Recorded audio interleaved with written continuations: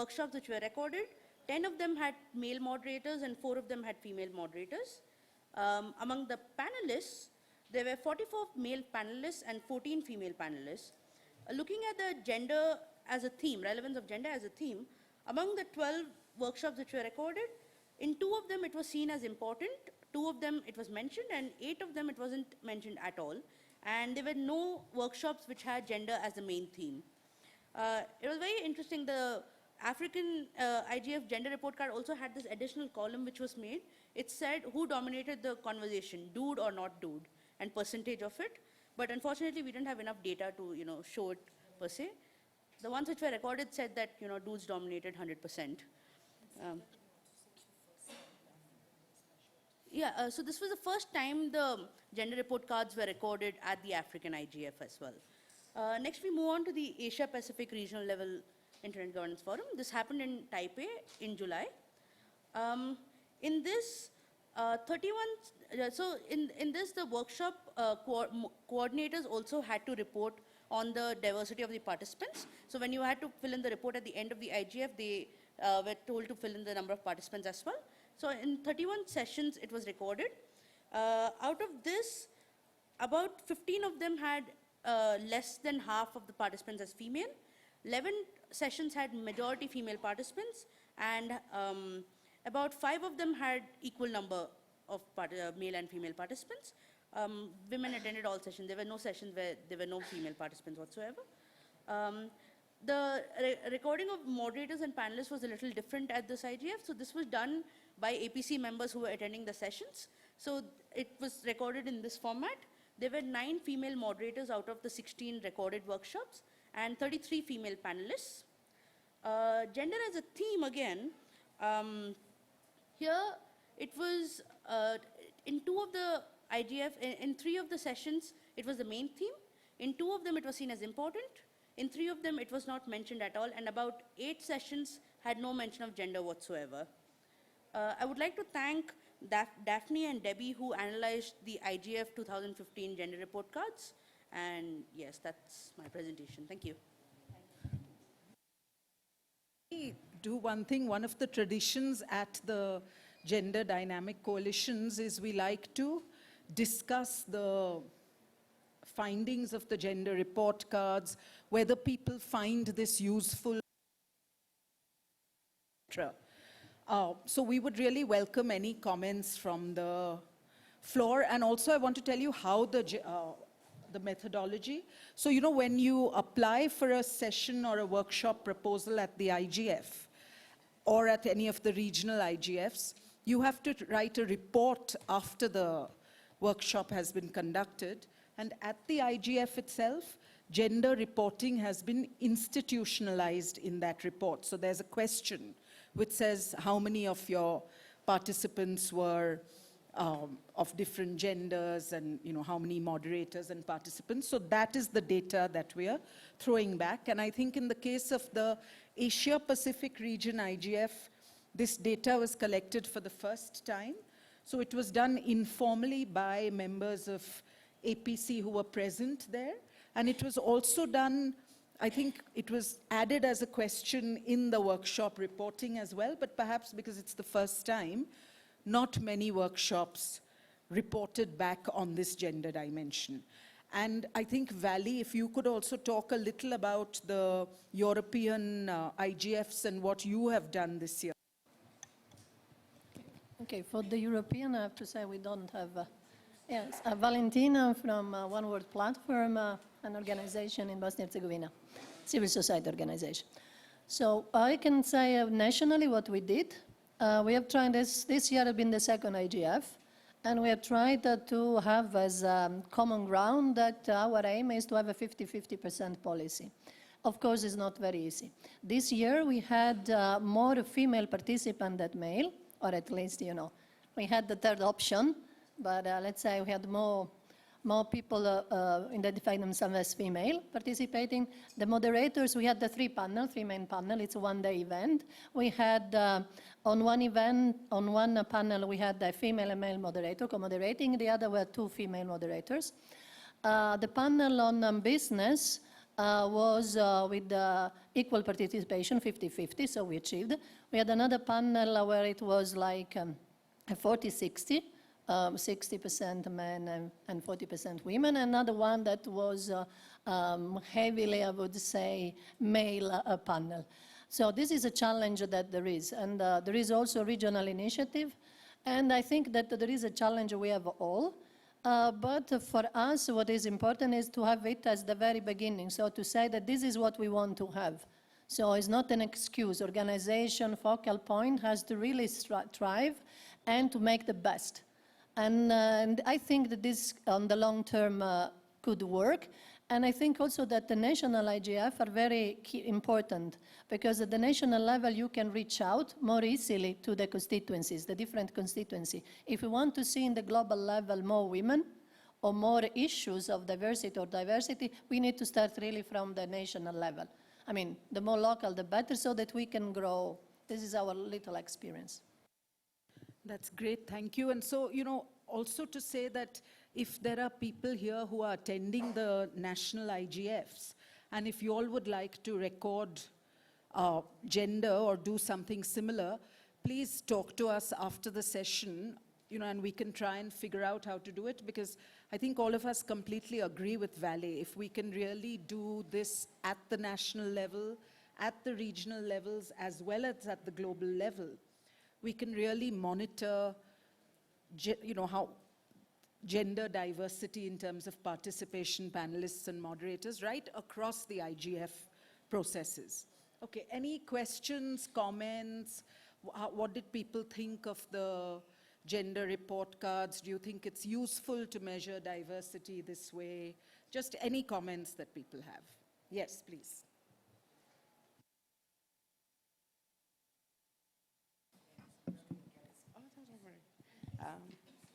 Thank you. Renata Ribeiro, for the record. I am a member of the mailing list of the DC. I would like to congratulate everyone on the great work, and also bring in a perspective from LAC IGF and Brazil IGF. We had, Brazil IGF had for the first time on conferences, and there were several events around gender issues, and they referred the work of the DC and the IGF year-long work.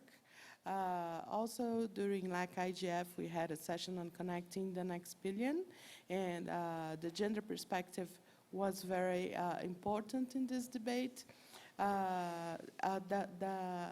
The aspect of measuring connectivity of women and underrepresented groups such as LGBTQ issues as well was brought up in this national, in this regional IGF, and I would definitely invite you all to continue engaging also with LAC participants to increase these debates. We have very diverse gender issues groups, very active, and the experiences we had also exchanging with the DCs and with other national and regional IGF were very rich.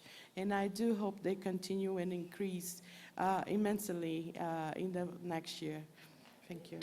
Thank you very much, Renata. I think one of the questions actually that we wanted to focus on is all the data is showing that while participation has increased, as well as in moderation and panelists, the mention of gender still needs some work. So I think one of the strategies that we've been following is when we go to sessions sometimes, we ensure that no matter, to give you an example, we just went to the Internet of Things session in workshop room 2.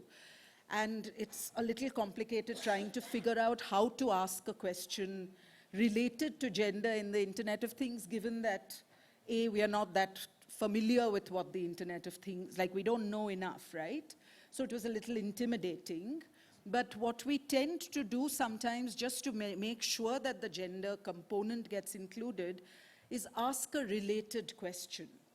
And then regardless of whether that is answered by the speakers or not, it has the effect of actually making them think about the gender aspect of that thing.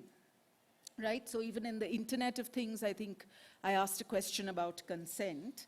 And the reason I asked it is not so much that I knew it would be answered, but because I wanted people in that room who were setting the standards around the Internet of Things to at least start thinking about consent, which is very much related to gender and sexuality. So this is again a strategy that we use, which, yeah. Okay, yes, please. And Hi, my name is Rachel Kay, and I'm with IFEX. Mine are more questions than comments, and partly because I'm not that familiar with the process and the coalition. When a workshop is submitted, what kind of criteria is involved in terms of including a gender dimension in the workshop? And then also, is that evaluated after the fact in those report cards? So if there's been a commitment made by the workshop organizer to include, is that then looked at after the fact? Sorry.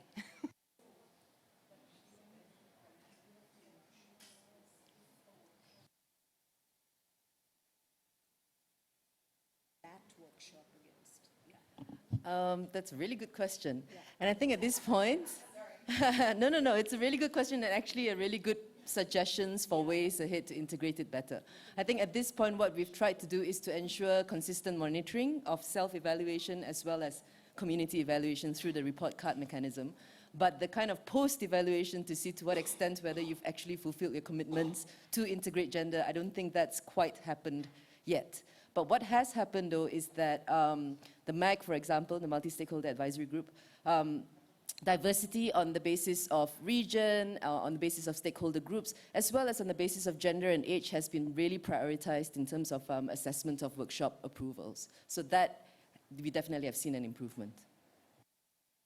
So that's a great suggestion, Rachel, which we've noted as an action point, although I'm not very sure how we can actually operationalize it, but we can discuss it, because I think also part of the way IGF works, and Jack, correct me if I'm wrong, is that it's more like a little bit of a soft, persuasive touch rather than a hard evaluation sort of thing. But, you know, I think it's given us the idea that maybe we can look at some of the proposals as well as some of the reports and see how these correlate, and then think of ways to take this forward.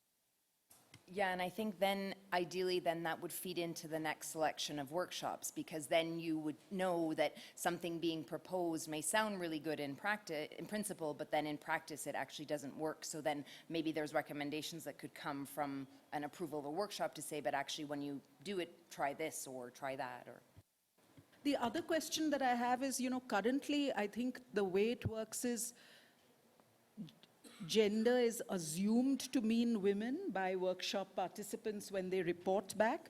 So Jack, again, is this something, do you think we can change the language of that question? Or just put it in brackets saying women, trans? I mean, I think it would be interesting to even record literally like 0 trans, if you know what I mean. Just to sort of have that on the agenda, even if we don't have enough. So how can we sort of, some of the internal processes of the IGF are a little hard to fathom, but how can we actually get this done? I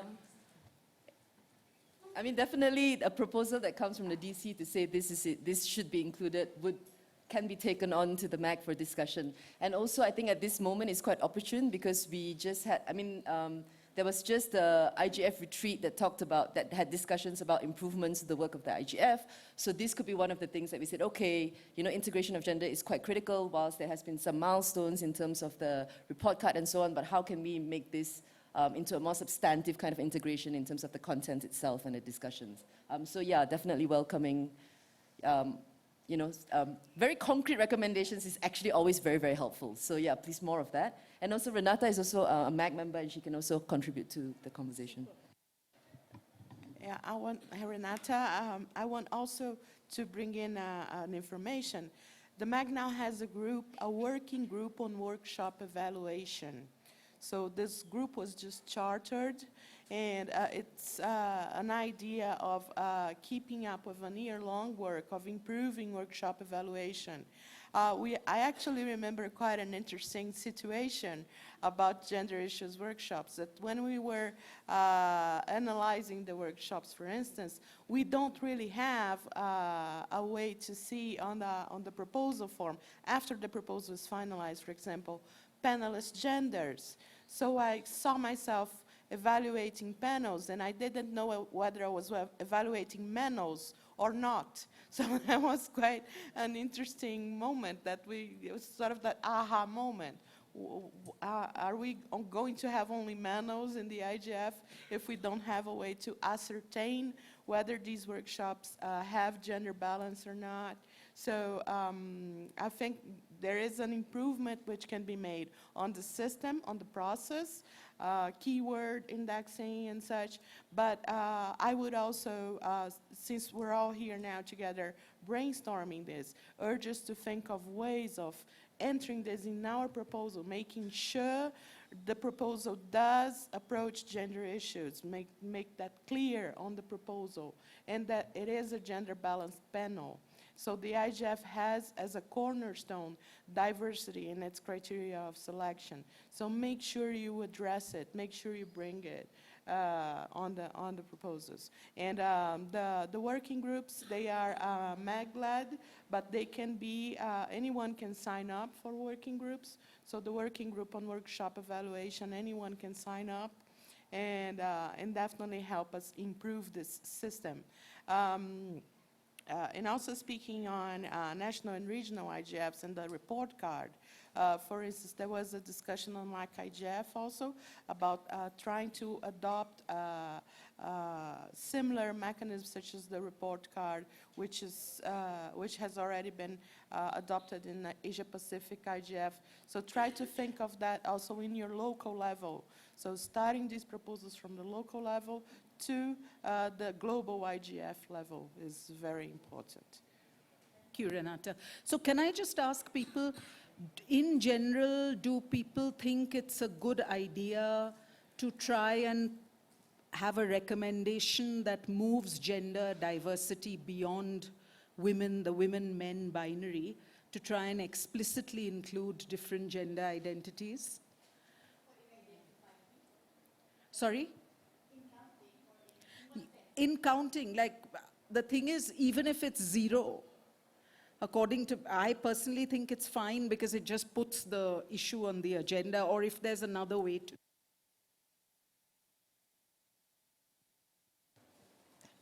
Hi, my name is Pilar Sáenz. I'm from Carisma Foundation in Colombia. And I was part of the Colombian roundtable about internet governance, and we are, I don't know, we prepared 3 national internet governance forums in the last 3 years. And gender definitely is one of these issues that we are trying to improve. The first year we have a discussion, a presentation about gender. The second year we don't have one particular. And in the tier 1 we have all a panel about gender and inclusion. And I want to say 2 things in that.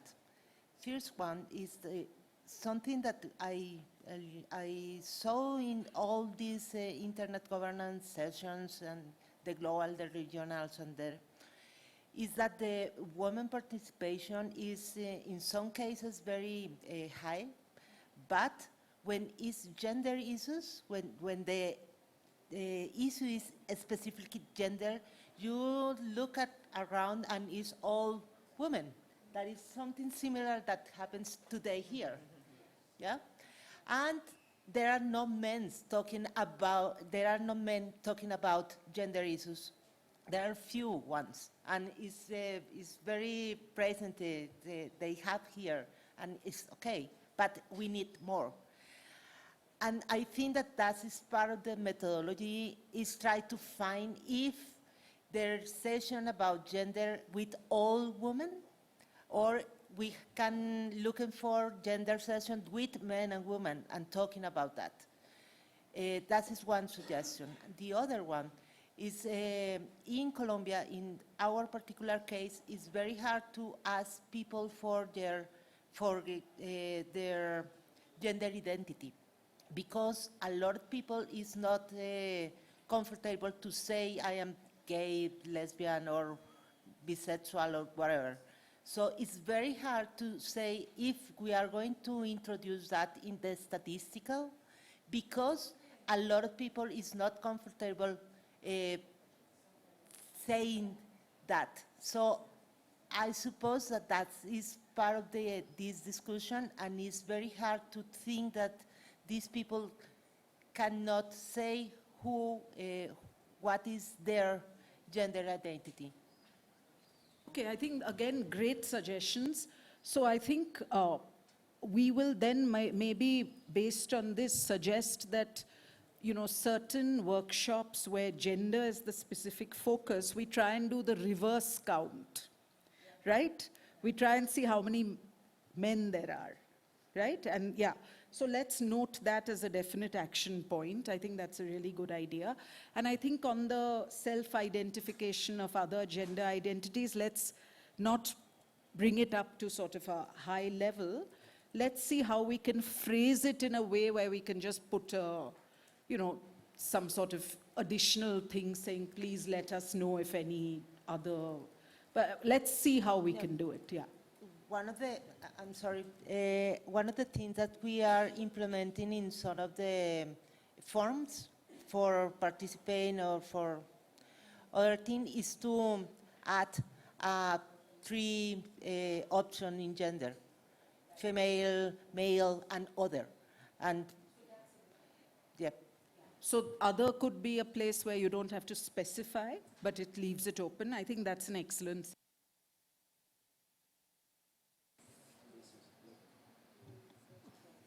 It's me?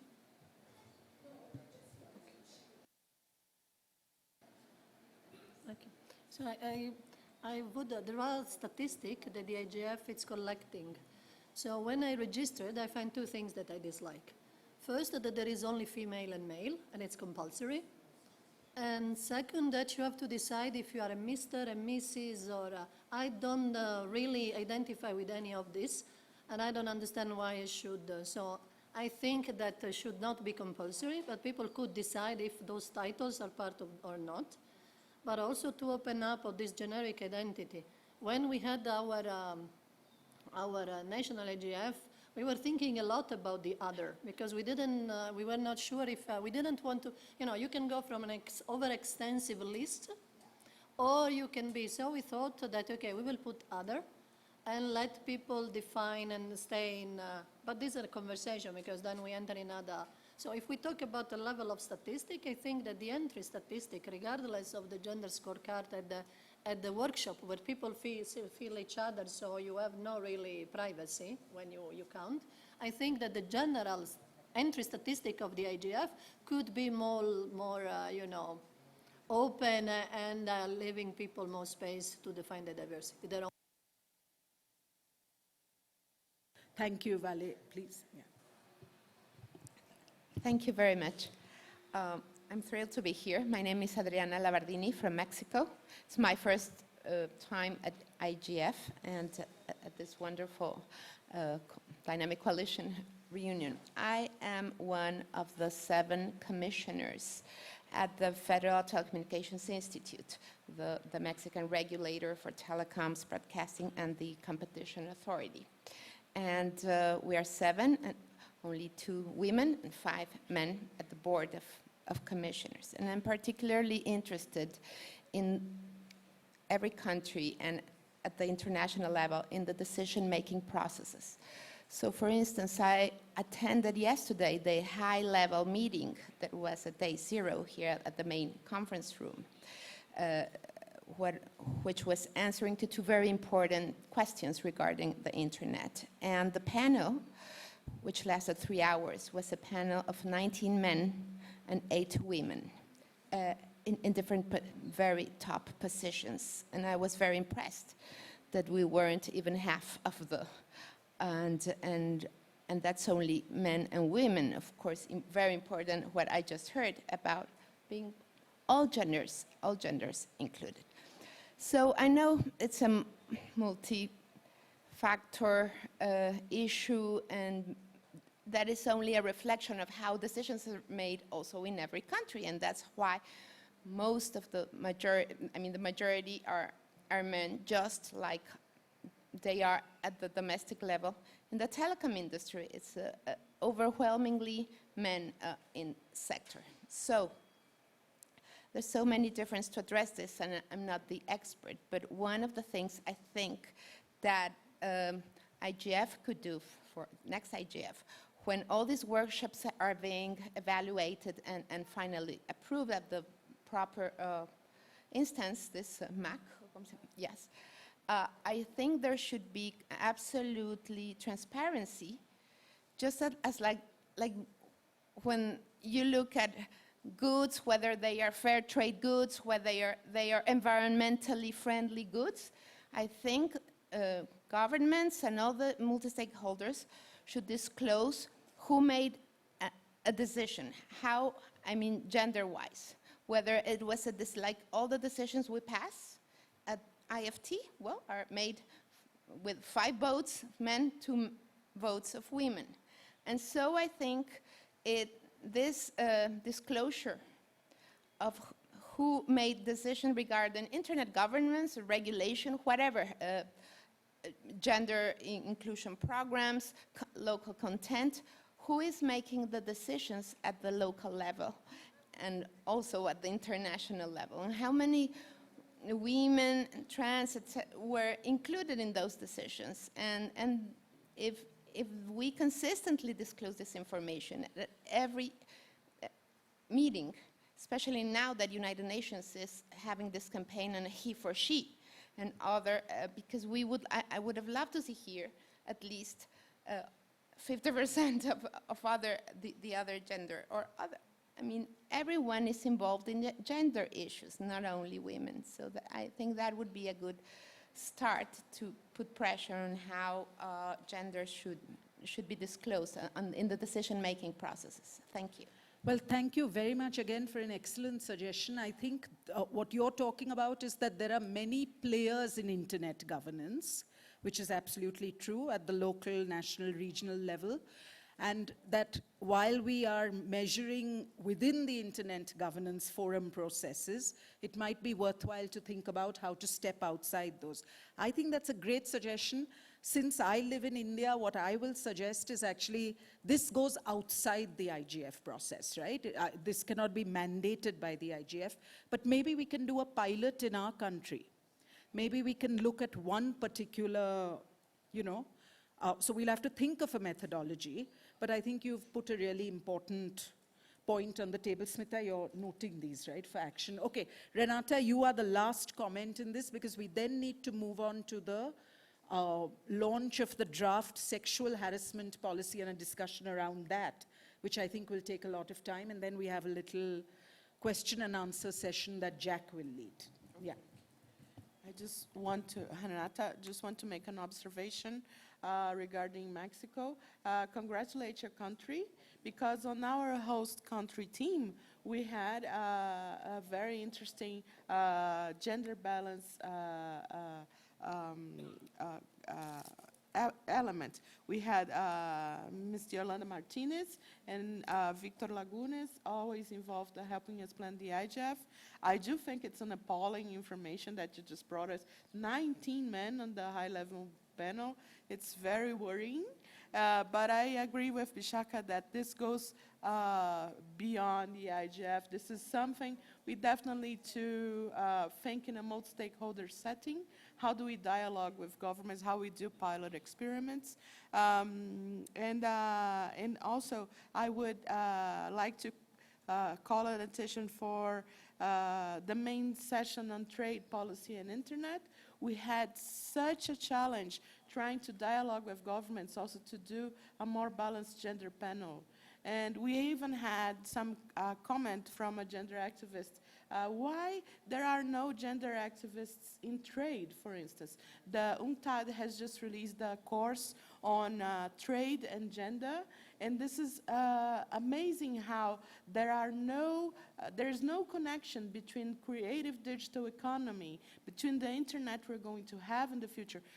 There's discussions about taxing our internet, and we don't have women involved in this discussion. This discussion is mainly closed doors, government, mostly all male panels. So we definitely need to start thinking about how to amplify this debate, bring the gender perspective in, and definitely try and find a way for us to dialogue there.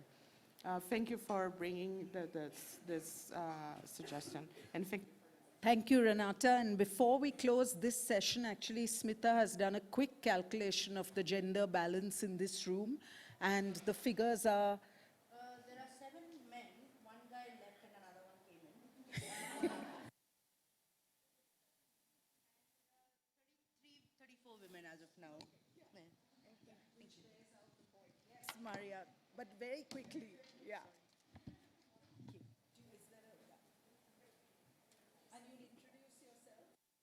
Hi, Marianne. Hello? Yes, Marianne Franklin, Internet Rights and Principles Coalition and GigaNet. An encouraging story at the GigaNet, which is a global academic network. Meeting yesterday, it was remarked on Twitter and in the room that the opening panel was all women, and this is just emerging quite clear. It was very exciting, very good papers, all women, everyone clapped. But the darker side is during a recent meeting with the current Special Rapporteur on privacy, there was an enormous issue about extraordinary imbalance in the gender perspective. But our champion was Xiao Hong, from UNESCO, who really made the point clear. It was not responded to well, but the point was made. Thank you. Well, thank you for that. Okay, so I think this has been a great discussion. Let's move on to the next part of the agenda, which is introducing the draft sexual harassment policy. So while Smita brings this up on the screen, just to give you a little background, at last year's Gender Dynamic Coalition meeting at the IGF, it was, for the first time, people in the session said that it would be good for the Internet Governance Forum to have a sexual harassment policy. We discussed this in the room, and there was like widespread consensus that something like this was needed before incidents occurred, rather than sort of for the IGF to scramble after an incident had occurred. With that in mind, we then drafted a policy which we will share for you. So Smita, if you can just go down to the 10, so I can explain the process and then the policy. I need the 10 group, this, yeah. Yeah, just the 10 people. I can't see it, just, no. I need the groups whose things we looked at, yeah. Yeah. Yeah, can you just go down a little so we can see it from the top? Thank you. Yeah, okay. So there's one light coming here, actually. Okay, yeah, so I can't say. Okay, super. Let me look at this. So what we did as a starting point is we decided to look at sexual harassment policies that were already in place, and we looked at 10 such policies, 5 from technology-related organizations, 5 from outside technology-related organizations or internet spaces. The 5 within the internet space that we looked at is, one is Geek Feminism, which has a policy for community and a separate one for conference. We looked at Ubuntu. We looked at the International Engineering Task Force. We looked at APC. And then we also looked at we crowdsourced it and basically put out stuff on Twitter and Facebook, asking people to send us sample sexual harassment policies that they thought were good. So we got some from India, we got some from California, and we also got one from the Dada Fest, which is number 4, which is actually a arts festival run by the disability community in Liverpool. And we thought that that was an important perspective, and also because it's an event-based space, right? So that was the first thing that we looked at. Then if we go down a little bit, we also looked at the codes of conduct at prominent open source community gatherings, right? Because often sexual harassment policies are related to the code of conduct. And so we wanted to look at the linkages. That was what we did by way of background research. We also started an online mailing list where we asked people who were interested in this to comment on the first draft of the sexual harassment policy, and we will go back to them because it has changed significantly since then. Moving forward, the policy itself. Okay, first of all, why does IGF need a sexual harassment policy? One is we felt that simply A, because sexual harassment occurs in multiple spaces, online and offline, and the IGF is not necessarily exempt from that. Two, because we really felt that all IGF stakeholders have the right to participate in a multi-stakeholder process where they're treated with respect and dignity. And so we need this kind of policy.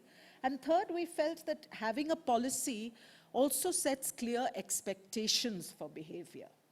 And having a policy in place can sometimes give a signal that this kind of behavior is not considered appropriate in this space. That said, we also want to note that the policy, that IGF already has a code of conduct, which we have looked at and related it to. And we would like to actually suggest that the first thing that we recommend is that the IGF community in the policy, we recommend actually that we think of sexual harassment as wholly unacceptable within IGF processes, and that we take a zero tolerance approach to its occurrence, which in practice means that corrective actions may be taken up to and including expulsions when policy violations occur, not necessarily as a first step, but perhaps as a last resort, and we'll go into details. So if we move down, yeah, we also said that the policy needs to cover harassment occurring both in physical spaces during meetings, conferences, and events, as well as digital workspaces, including mailing lists and virtual meetings, because both of these are very much part of the forum's processes. Yeah. And in terms of the definition, what we've put here, Smita, if you could just put the, yeah, thank you, that we've put sort of a basic definition which covers the range of sexual harassment, which is up there, talking about words, images, gestures, physical contact in physical, digital, or communication spaces. The key to sexual harassment is the word unwelcome. We've also talked about requests for a sexual favor, threats of a sexual nature, and we've also put down there that the impact of sexual harassment is often distress, intimidation, fear, humiliation, or harm. We also want to point out that sexual harassment can be subtle and indirect or blatant and overt. It can happen once, it can be a series of incidents, it can sometimes be unintended, it can sometimes be deliberate, and it can sometimes be coercive. So all of this is there. We also want to say that it can occur within the conference space and timings and outside of it, but when you're involved in IGF-related stuff, right? Like you could go back to your hotel. And yeah, so we want to include that. And finally, to say that sexual harassment can occur between individuals of the same sex or gender. So that's sort of a brief thing. As an annex, we do have a sort of list of several sort of breaking this down, but we didn't want to put this in the body because it would just become a giant list. We'll show it to you. Okay, moving forward. Yeah, we also wanted to specify that we do not want to confuse sexual harassment A with a friendly interaction between persons who are receptive to one another, right? Where certain behavior is not considered unwelcome. The key is always unwelcome, yeah, to sexual harassment. And also that we don't want to confuse it with sort of careless communication, but we can discuss all these points, right? Yeah. And finally, the reporting aspect of sexual harassment, Smita, if you could go up again, thank you, is What we would like to say is that anyone experiencing sexual harassment at the IGF is encouraged to report it as soon as possible by contacting the Anti-Sexual Harassment Committee at whatever email address. So we are recommending, in short, that the IGF set up an Anti-Sexual Harassment Committee. Provisionally, we are thinking that a 5-member committee may be a good idea, which is 2 people from the MAG, or the Multi-Stakeholder Advisory Group, 2 interested IGF community members, and 1 member of the Dynamic Coalition on Gender and Internet Governance. That's provisional. 2 questions that we have. We've said that all reports or complaints to the committee will be kept confidential, and that anyone who's making a complaint will not be publicly identified. We've put the clause without his or her written consent for discussion. But we have 2 questions here. What do we think of anonymous complaints? We haven't put it, it's there as a comment in the document. And what do we think of third-party complaints? Do we, yeah, I can see Marianne, yeah. So we want to discuss this, which is why we haven't put it in, right? Anonymous and third-party. We also want to say that we've put in a sentence saying that we would like the committee to take all complaints seriously, and we would like committee members to not shrug off, minimize complaints, or discourage stakeholders from reporting these, right? Because that's one of the real complexities with sexual harassment committees. Sometimes there's a strain of like, let's settle it outside, don't make it a formal report, etc. And then we've basically said that we leave it to the committee to take action it deems appropriate, which could range from a reminder of the policy, warnings, and an expulsion from all IGF spaces, but we want to discuss other possible ways to actually deal with sexual harassment, right? And then finally, if we go down, we've also asked that the committee, in keeping with the IGF's value of transparency, document each report, discussions, action taken without publicly revealing the identity of those involved in the case. That's still here. And then if you go down further, what you will see is that this is where we have the long list as an annex of different kinds of, but it's a very long list. So it's annexed, it's not in the, if you just go down, Smita. Yeah, just to show it, yeah. Yeah. Okay, so if we can now go back to the main policy itself, and if we could have comments, because this is draft, and we are not necessarily looking to finalize every aspect of this today, but we are looking for comments. Do people feel this is in the right zone? Is it too tough? Is it too soft? What are the things that are making you go, what about third party, anonymous? What are the things that are making you uncomfortable? Is this in keeping with IGF's culture? Okay. So we have 1 hand, 2 hands, 3 hands, 4. Okay, first 4. There's an online question.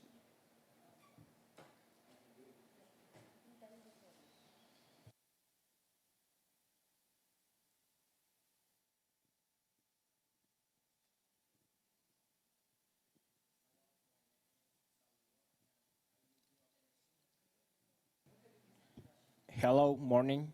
My name is Salvador, and I will do a question online. From Ginger. Can you give us an example of question to ask to ensure that gender is included in the transcription, background, and data meaning? Yep.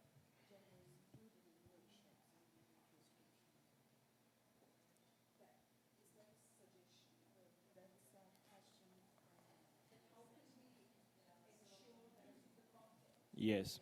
So basically, like for example, if a remote participant is inputting, then just to also ask for their gender, and if they would like to, then you can also reflect that.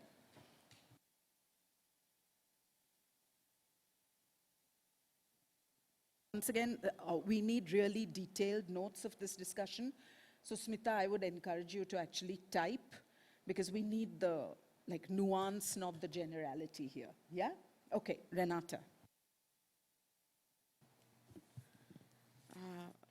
Renata, I would just like to give a few comments on the anti-sexual harassment policy. First, the composition of the committee. I would suggest instead of 2 members from the IGF community, 1 member for BPF gender and 1 member from IGF community, or we could have 3 members of the community and 1 member from BPF gender to keep in line with the even vote and with the non-even vote, and to have also the BPF represented there. And about anonymous complaints and also complaints which can be attacked in their reputation. I do believe that everything has to be documented by this community as it was put on the policy. So anonymous complaint can be sent over. Other complaints which could be seen as vexatious could also have to be, everything has to be documented, but this committee also has a responsibility with the disclosure of this information. So this information can only be disclosed in a specific circumstances, such as conserving due process in the following of the harassment complaint. I also, my biggest concern, I think, is that first and foremost, what would be punitive actions? We are a community.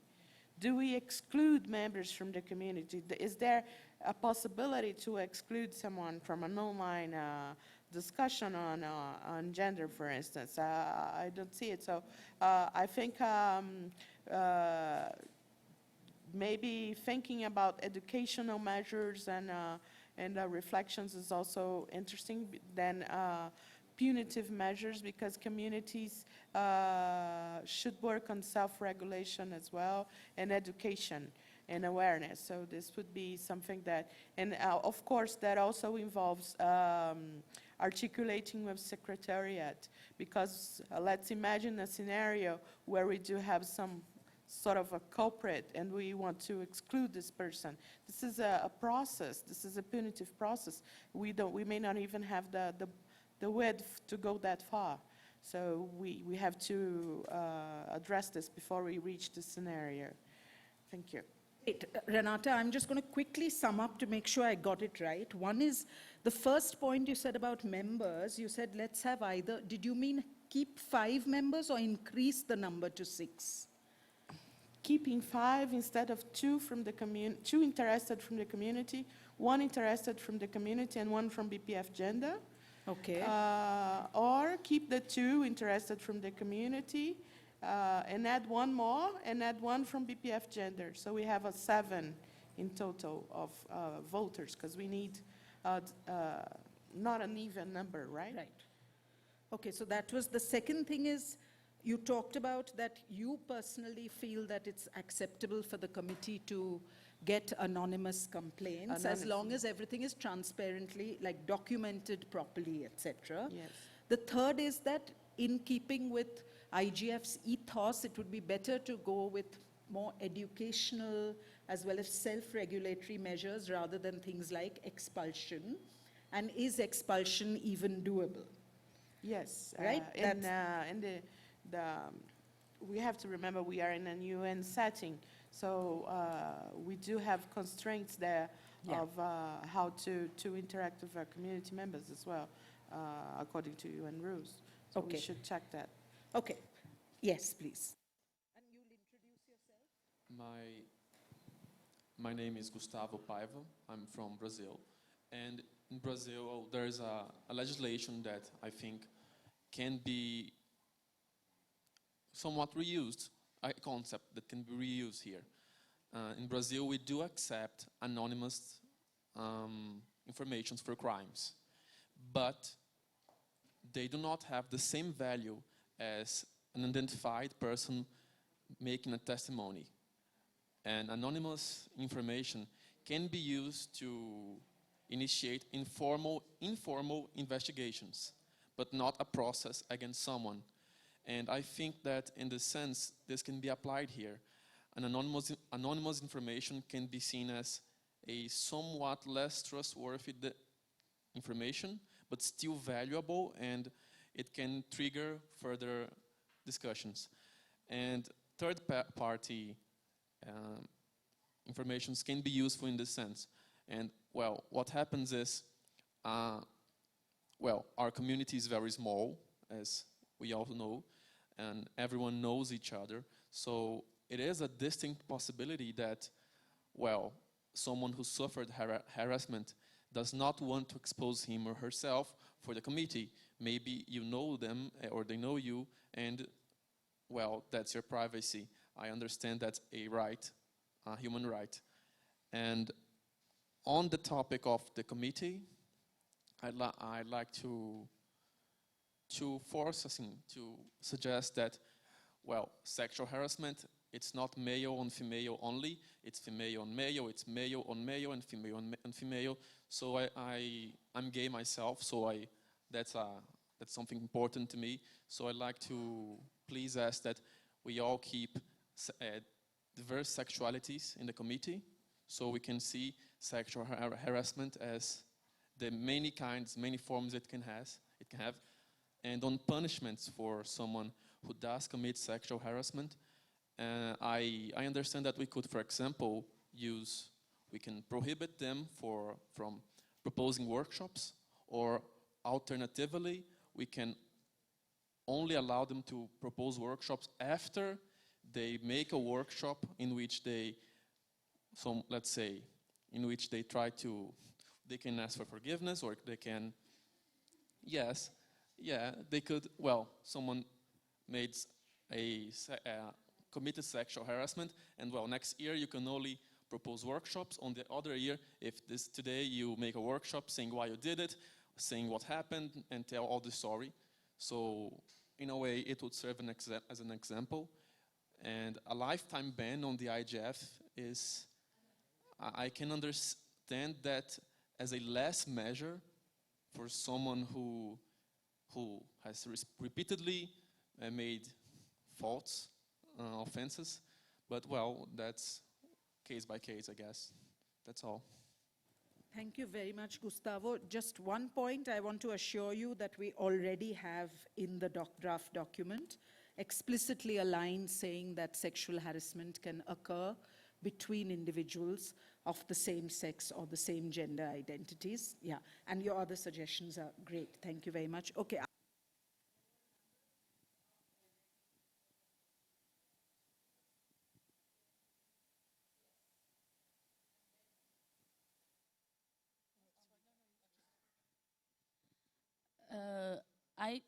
I still like Can you introduce yourself, okay, please? I'm Yes. Jiranut from Thailand.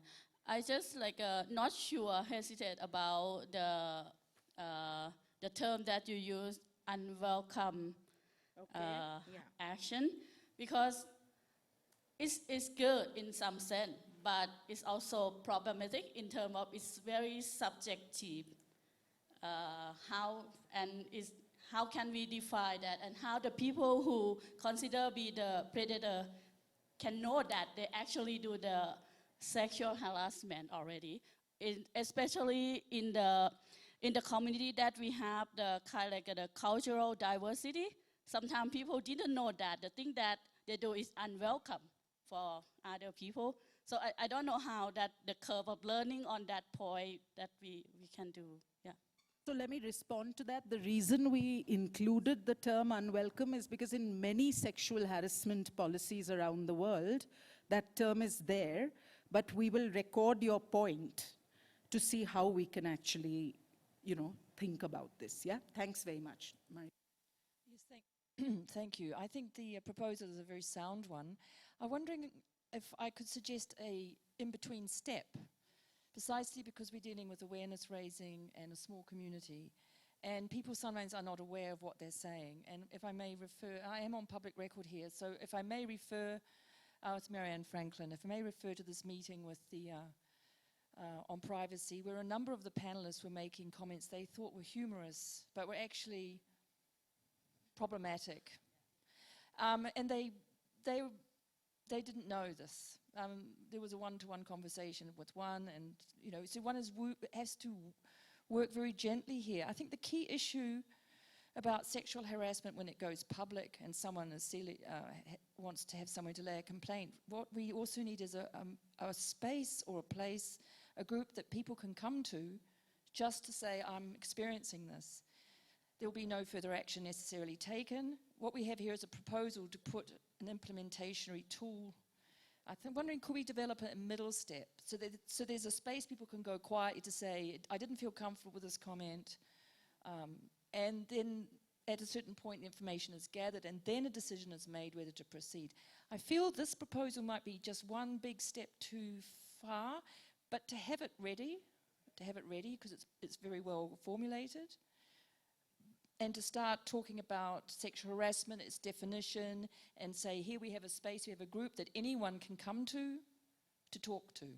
And then that group can perhaps develop into a more, I'm just a bit concerned about cracking the whip too quickly, because it might undo all that work. So, yeah. Okay, let me respond to that again. I think this is an excellent suggestion, which is we know from experience, right, all around the world, that people do not like reporting, first of all. That reporting often becomes a last step. And I think what you have said has actually really pointed out a sort of a gap in many of the sexual harassment policies that we've seen, where this middle space does not exist. And I think this is actually a critical space. And that is what we need to bring in to make it more of an arc, right? Rather than like a, hey, you get a warning, then you're expelled kind of thing, which anyway is, you know, a little pointless. So I think we would definitely like to build in that middle space. If anybody has thoughts on like who that would be or where that space would be, please share them. The other thing I want to ask you, Marianne, explicitly is because, do you have any thoughts on third-party reporting or anonymous? Simply because you visibly reacted. Yes, yeah. Before I heard my colleague here from Brazil, I think it has its place, and precisely this middle space needs to be there so these things can be sorted out. Before you know it, because of the differences in understanding about what is or is not appropriate, yeah, I think if we could create that space, we can deal with people coming and saying, I know someone is feeling in this, yeah, that was just my concern. That it wouldn't become a sort of, well, it could be misused.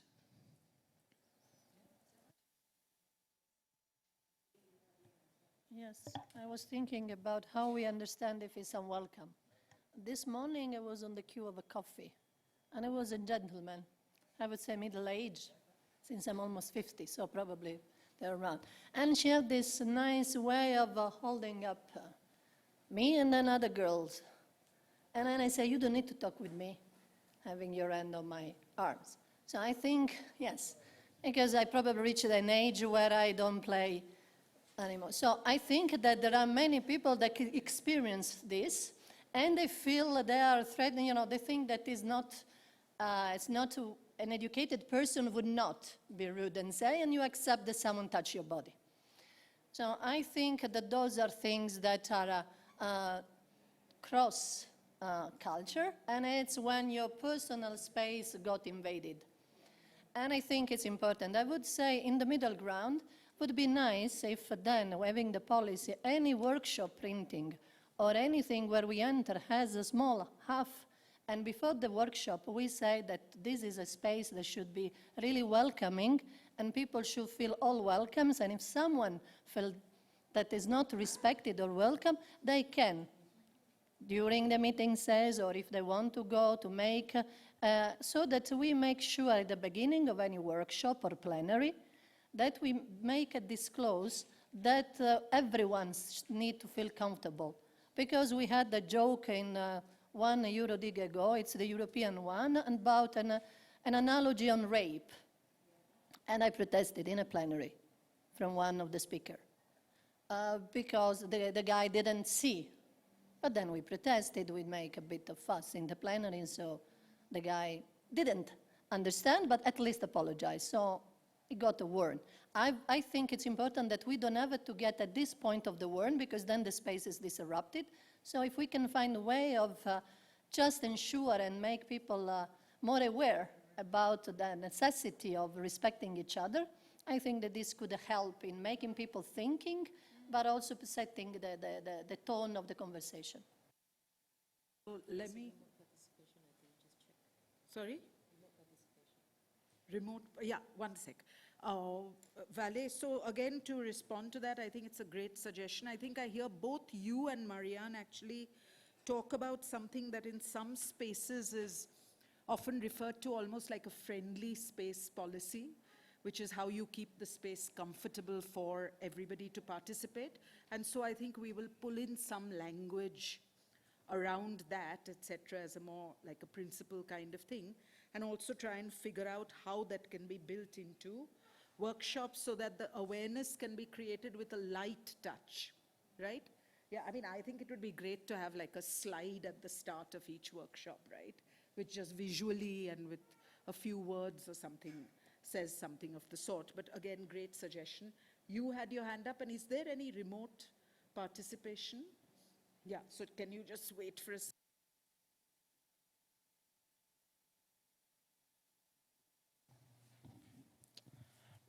Remote question from Ginger. How do we formulate the Ginger issues question when the related aspects are not obviously to some of us? Sorry, can you say that again? I didn't. How do we formulate the gender issues question when the related aspects are not obviously to some of us? This is the question from Ginger. Yep. May I just look? Sorry, can you show it to me? Where's the question? Okay. How do we formulate the gender issues questions when the related aspects are not obvious to some of us? I think that's a great question. And I think this ties into what we saw in the gender report cards, where we actually saw that despite gender diversity increasing among participants, panelists, and moderators, the mention of gender is still relatively low across sessions, right? It's fairly high in sessions that have gender as the main theme or the core area, but in a lot of sessions, the majority of sessions, it's not mentioned at all. I think one of the things we can think about at the dynamic, as the Dynamic Coalition on Gender and Internet Governance, and this was something we discussed last year, but we were too busy with the sexual harassment policy to really work on it, but maybe for the year ahead, is we could work with some of the other dynamic coalitions and really look at what are the intersections between several issues and gender and figure out a way to make this accessible to people within the internet governance forum processes. That could be a starting point. Again, if others have any thoughts, please pitch in. I see, one sec, I see you had a hand up, then Chat, then Marianne. Okay. So, Marianne, very kindly and very piercingly, you mentioned about third party. Yes, which in retrospect I really do reconsider now my thoughts. And well, what I have personally seen actually in my university, for example, is that two people are friendly with each other. They have a long-lasting friendship, and a third party might misinterpret their relationship. And in our environment, which is multicultural, we have many standards, we have many cultures here. That can be especially, let's say, dangerous, because in some countries have very friendly cultures. We are very warm with each other, while in others there's a greater distance, more respect. So in that sense, while anonymous informations are, let's say, they have an inherent danger of abuse, third-party informations might actually have a greater potential of abuse because they might be entirely misguided. And that's what I had to say. Thank you, Marianne. Your opinion was very important for me. Okay, thanks very much. I think this has been a great interaction. I want to add in one thing. I think here's the thing. I think there's another issue with third party, which is a named third party complaint doesn't necessarily take the wishes of the person who has experienced sexual harassment into account, right? So I also find like a named third party complaint very troubling.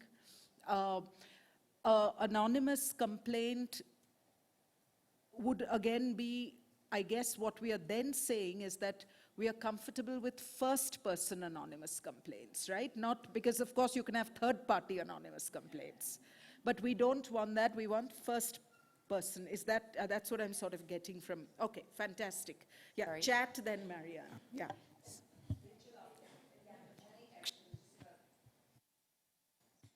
The third party, I mean, I think if it was included, it would have to have the consent of the person who had been the victim of sexual harassment. And whether or not you have it, and I think that obviously is hard to prove, but at least if it was stated in the policy that if we were going to leave third party, it would have to, in principle, have the consent of the person who'd been violated to allow that third party to submit for them.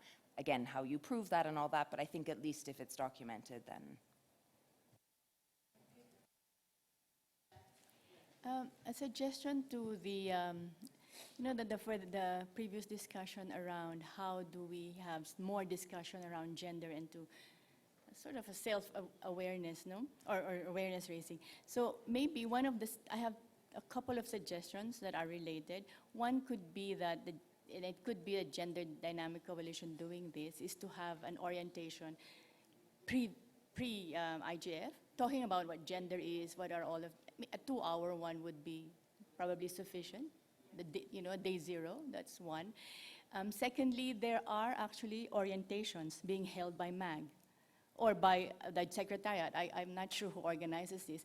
Now, in that orientation, there should be a discussion around what the gender policy is of the IGF. And if we already have something around sexual harassment policy, that should also be included in that orientation. So then it becomes much more high level. It's not only the Gender Dynamic Coalition, but it is actually the whole, IGF doing it. Fantastic, thank you very much. Maria.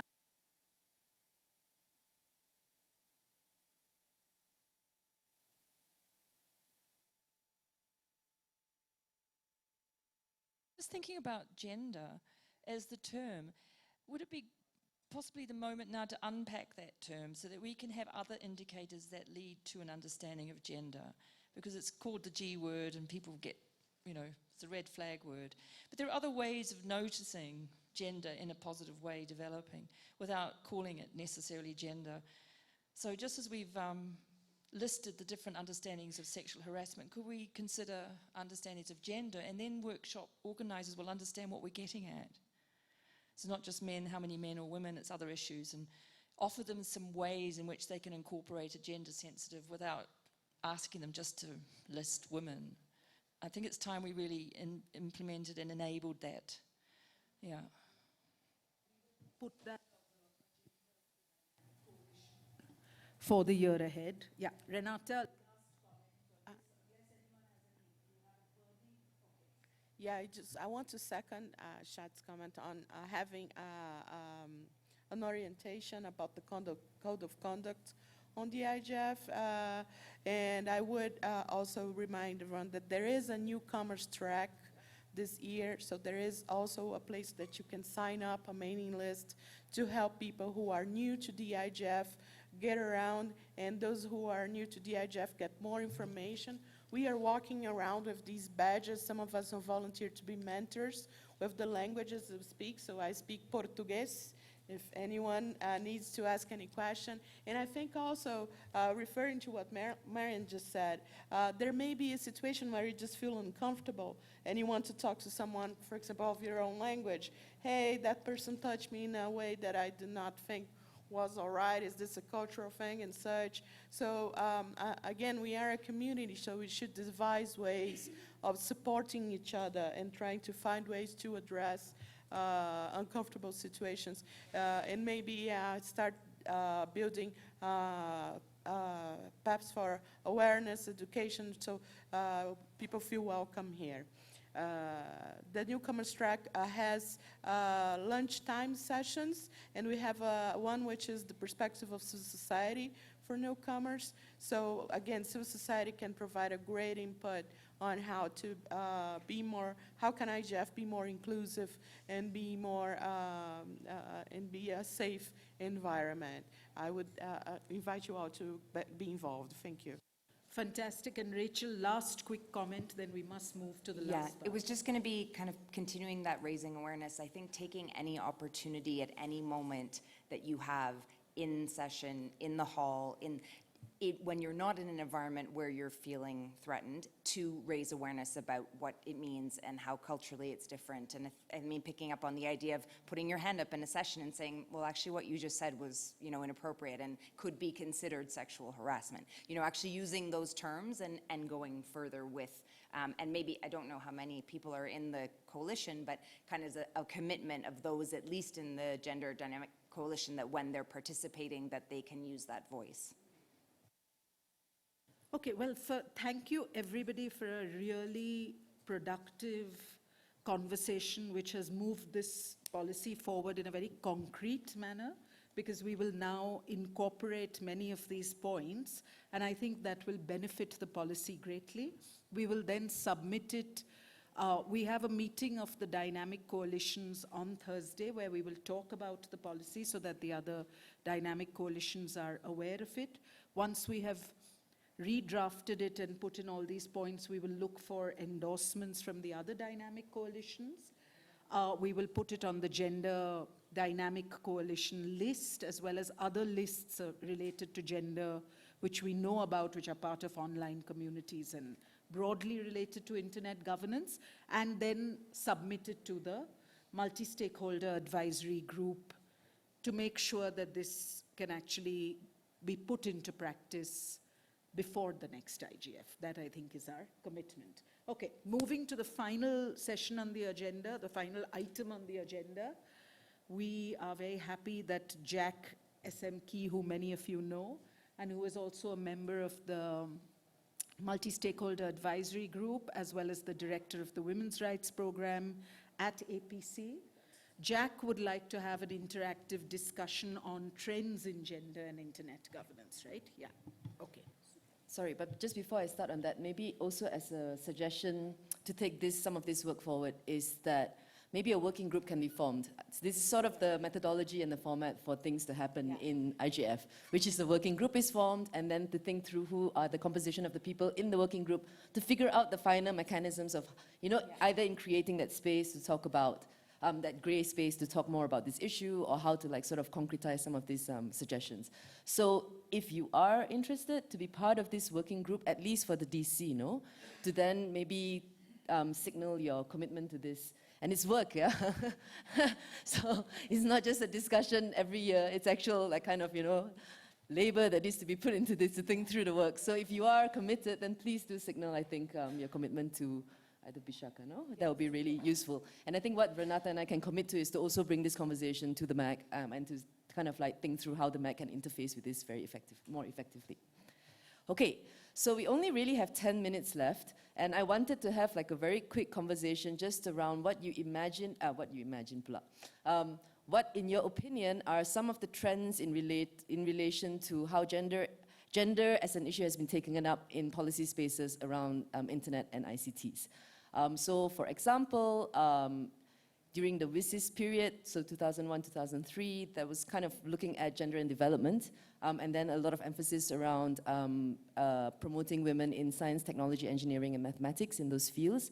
And now we're also seeing an increased interest in looking at online gender-based violence, especially, say, for example, in the IGF spaces and other kind of related spaces. So I wanted to get a quick sense from you what you thought the trends were in relation to how internet policy has taken on gender issues. What do you see as emerging things that are coming up?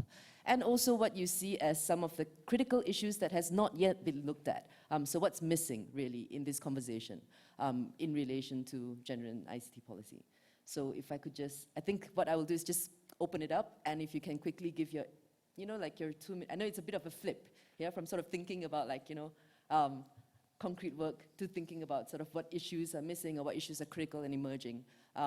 If you can give your quick response and thoughts to this, I would appreciate it. And because we only have 5 minutes, so sort of keep it quite, your interventions quite brief.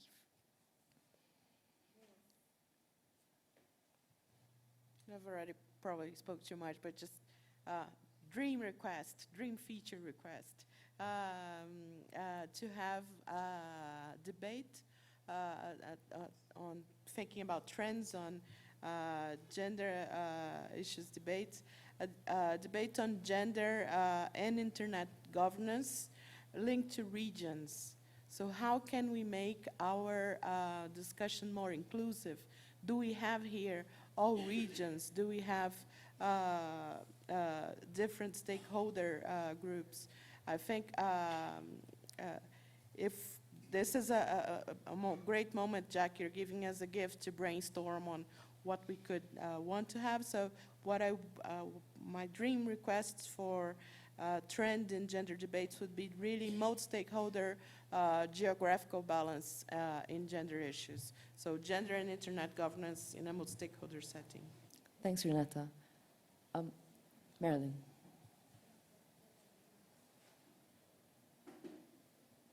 Anyone else is the mic faster?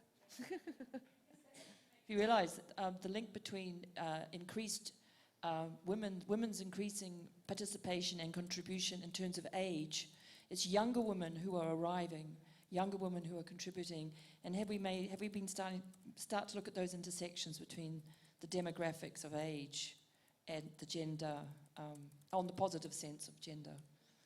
Okay, thanks.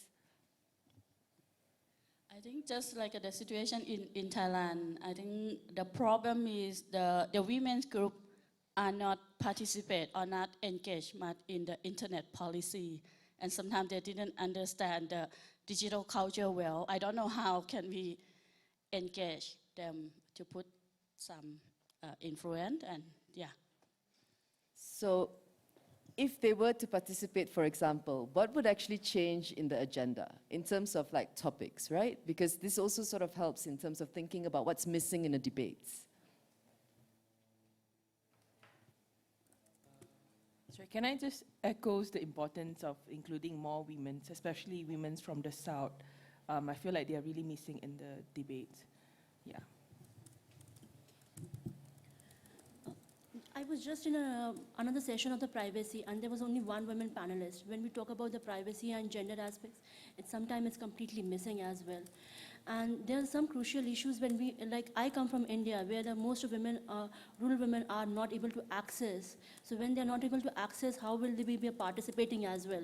So the access and the participation of a gender is more important to discuss about the governance and the internet arena as well. Okay, so you mean like access to the internet, right? So, okay, thank you very much. Jack, I want to quickly answer your question of what would change in the conversation. So I think we would have many more concepts like autonomy that would actually come into the whole conversation. I think there would be a greater, I think one of the problems in the current conversation in the internet rights space is that there's the assumption of a neutral user, a user who doesn't have a gender, a class, a caste, a race, a sexuality, but then the default reference point of that supposedly neutral user is actually male. And so if we are able to shift that conversation, right, and bring in like an embodied user, that would, from our experience, we would be able to connect issues like privacy, consent, surveillance, to larger questions of bodily autonomy, bodily integrity, freedom, or even the whole conversation now where we are nuancing the whole freedom of expression issue, right? Which again sprung very much from the neutral user, to now we are saying, well, whose freedom of expression? And are we entering a situation where online violence is taking away women's freedom of expression? So already it's changing. Yeah. Thanks. Thanks, Bishaka. Very important point. Anyone else in terms of, key issues that you think that's emerging maybe in your context that you feel is not discussed enough at the IGF? Can I just quickly add cultural identities of women, especially for indigenous women in our country, because the contents are mostly shaped by only a certain groups of people. So there's a need to have that space for them as well. The startup culture. There are more and more initiatives that want to teach girls or women to use ICT, but it's a startup culture where the individuals, you know, the profit, it's just a one fit to all. And it's given like a given. This is the trend. So what is missing, what I would like is that we can discuss a different way. It's sold out by government and company as the only one. Thanks. I think we're rapidly running out of time. So if there's any last thoughts or comments, please do raise them. And then I'll sort of as a way forward.